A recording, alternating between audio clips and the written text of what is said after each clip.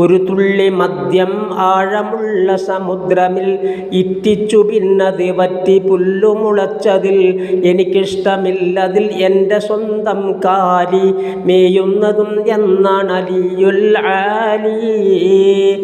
വിരൽ കൊണ്ട് മദ്യം തൊട്ടുപോയാൽ പിന്നത് എന്നോട് ചേരരുതെന്നുമാണെനിക്കുള്ളത്.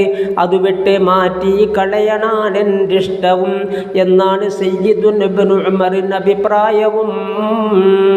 മറ്റുള്ള ഏതൊന്നും ഹറാമാണെന്ന് തിരുമുസ്തഫ നബി വ്യക്തമായി പറയുന്നു.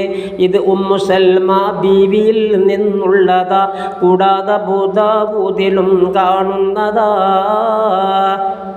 കഞ്ചാവ് പെരുമാറുന്നതും തഹരീമ, അത് സ്വൽപമെങ്കിൽ തന്നെയും മഹ്റൂമാ.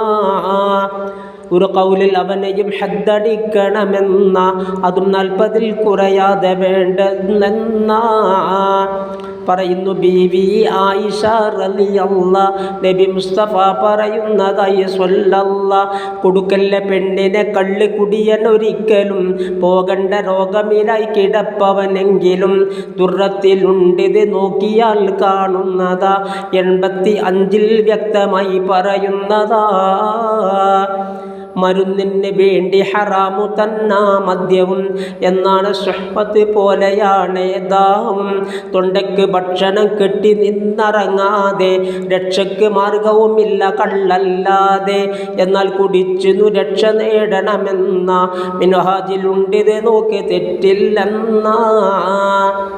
തൽസമയമിൽ മരിക്കുന്നു എന്നാൽ പിന്നെ ശുഹദായിലുള്ള മഖാമിലാണ് പൊന്നേ.